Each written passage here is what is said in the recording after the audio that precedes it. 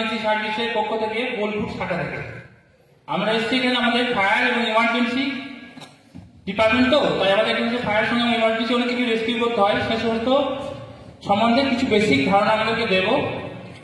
আপনারা সবাই মনোযোগ দিয়ে শুনবেন, ঠিক আছে? যাই হোক, আমাদের যে মূল আলোচনা হচ্ছে ফায়ার।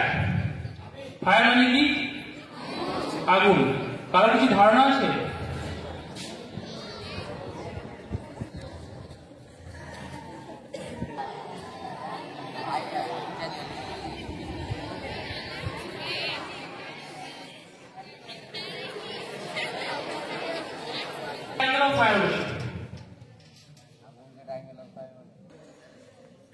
মানে তাপমাত্রায় যখন এই তিনটে এলিমেন্ট একত্রিত হয় তখন আমাদের আগুন লাগে।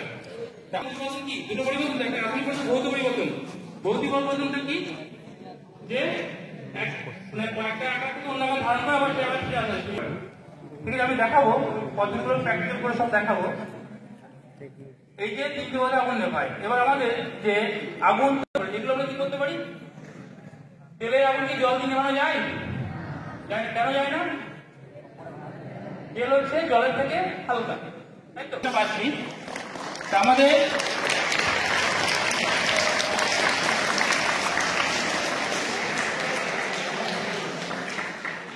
এখানে মূলত যে ধরনের 4 ধরনের এক্সচেঞ্জের ব্যবহার হয়। একটা হচ্ছে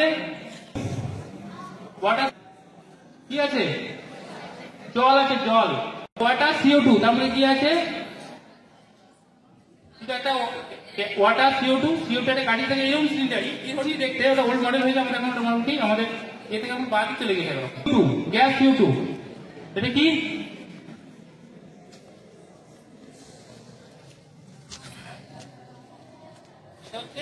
এই যে দেখাচ্ছে এটা হচ্ছে গ্যাস CO2। তার মধ্যে কি আছে? মধ্যে কি আছে? কোন মান্যতা পরবর্তী অমিতাভ বচ্চন প্রোগ্রাম হতো, তার মধ্যে উত্তরটা বলে দেওয়া হতো। আমি কিন্তু উত্তর বলে দিয়েছি। কি আছে এর মধ্যে? তাহলে গ্যাস CO2 সিলিন্ডারের নাম। কার্বন ডাইঅক্সাইড গ্যাস বলা হয়। কার্বন ডাইঅক্সাইড গ্যাস এর মধ্যে 744 পাউন্ড পার স্কয়ার ইঞ্চ প্রেসারে তরল আকার করে এর মধ্যে ভর্তি করা আছে।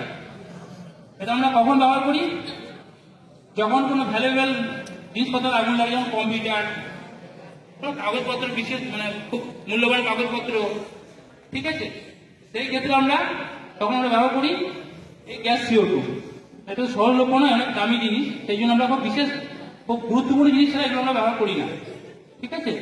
আর এই যে রয়েছে এর মধ্যে একটা দেখো সামনে রয়েছে ডিসচার্জ হর্ন, মানে দেখা যাচ্ছে এটা যে মহিষে বা সিংহের মতো দেখতে।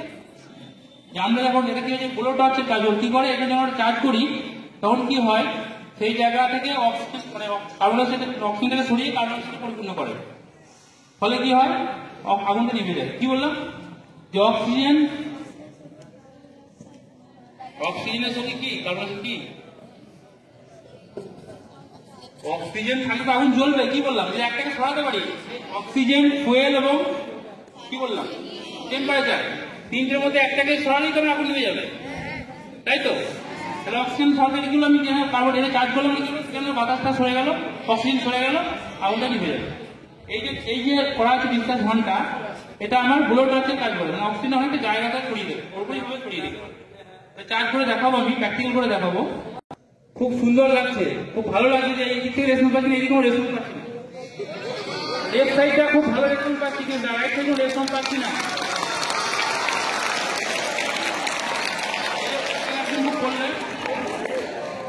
এখানে আমার একটা স্টুডেন্ট বললেন খুব ভালো লাগলো, জমে যাবে কি?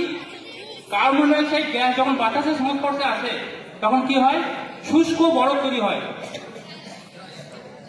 ড্রাই আইস, ঠিক আছে?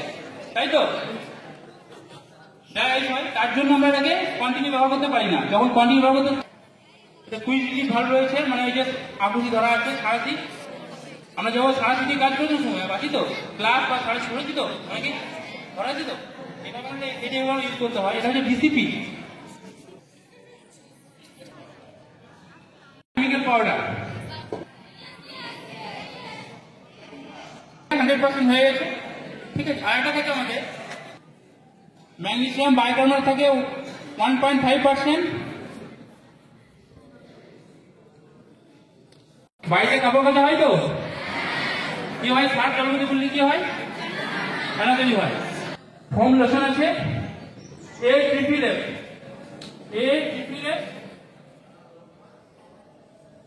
আমরা বললো, ঠিক আছে, এই ডানারটা এই ডানাতে ধরলো, ঠিক আছে, দেখাচ্ছি, ঠিক আছে, ডানা ধরলো, এইটা লক হলো, এটা বানাতে বানাতে ধরে যাবে ডানা দিয়ে, ধরলো তো 3 জায়গায় এক হয়েছে, এরকম জিনিস হয়েছে।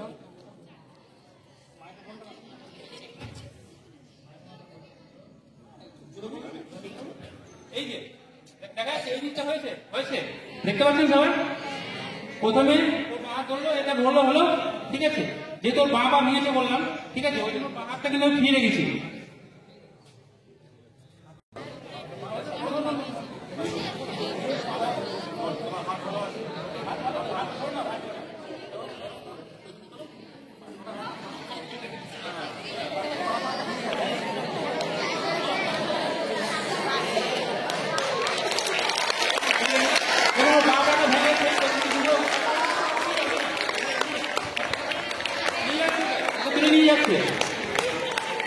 কোনো অসুবিধা হচ্ছে, ভালো ধরো, ঠিক আছে,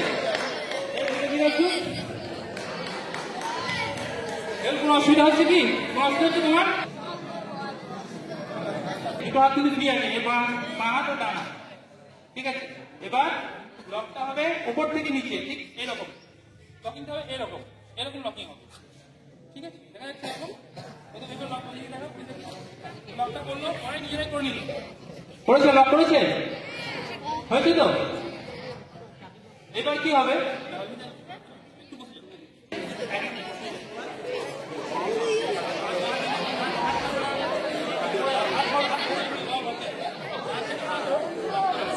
চলো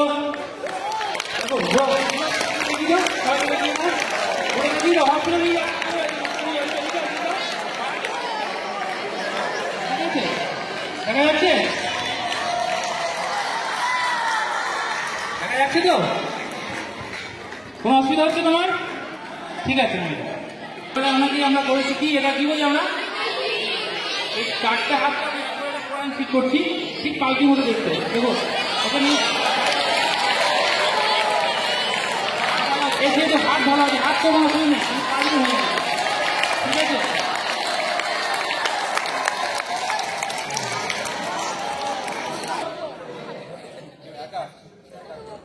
এবার কি হয়, অনেক সময় আমি হয়তো যেটা দেখছি যে আমি একা উঠে গেছি, আমার সঙ্গে আর কেউ নেই, নিচে আগুন জ্বলছে, তখন আমরা কি করবো, ওকে আমরা ওখান থেকে ফায়ারম্যান লিফট অ্যান্ড ক্যারি, একাই ওকে ল্যাডার দিয়ে, যদি গাড়িতে পরে আমি গাড়িটা দেখি, যখন আমি ফায়ার আটকে যাবো, আর কেউ তো যেতে পারবে না আমার কাছে, লোকে তো বাঁচিয়ে নিয়ে আসতে হবে, কিভাবে বাঁচাবো, সেই পদ্ধতি দেখাচ্ছি, ফায়ারম্যান লিফট অ্যান্ড ক্যারি, সেই বাচ্চাকে দেখাচ্ছি। আমি কি করবো, আমার বাঁ হাত দিয়ে ডানাটা ধরবো, ঠিক আছে, তারপর দুটো পায়ের মাঝখানে হাত ধরে দিয়ে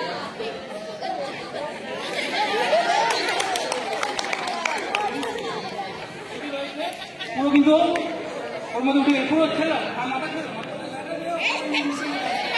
পুরোপুরি কিন্তু উঠে গেছে। দেখুন ওর আমার বাঁ হাতটা কিন্তু ফাঁকা আছে, আমি কি করবো, আস্তে আস্তে ল্যাডার দিয়ে বাঁ হাতটা ধরে আস্তে আস্তে নিচে নেমে যাবো, ঠিক আছে। ফায়ার সার্ভিসে সব থেকে গুরুত্বপূর্ণ আমাদের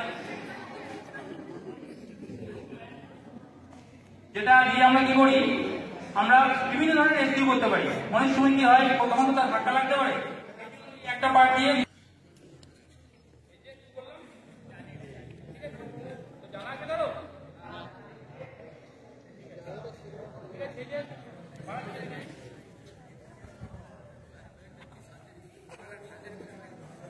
এটা আমরা দেখতে হবে যে এটা যখন তৈরি করবো তখন দেখতে হবে যে বইটাকে নামাবো তার চেহারাটা কেমন আছে।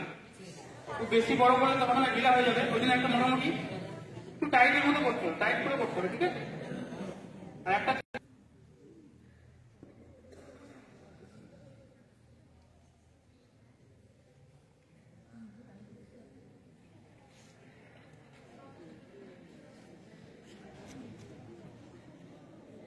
কি করবো?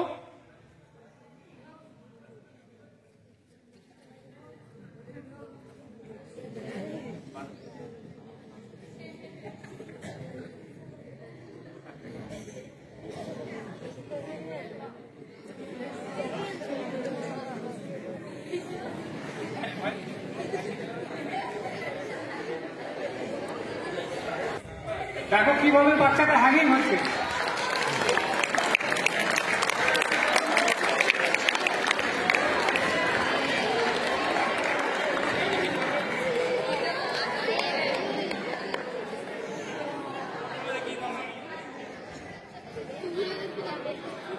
এটা দুতলার ছাদে আছে, ধরো নিচে নামাবে, কিভাবে নামছে সেটা লক্ষ্য করবে। এটা নিচের দিকে থাকলো, নিচের দিকে ঠিক ওইদিকে টানো, ওইদিকে টানো একটু, হ্যাঁ ঠিক নিচের দিকে টানছে, ও টানছে, আমরা ওকে নামাচ্ছি। নামার পজিশনটা দেখবে।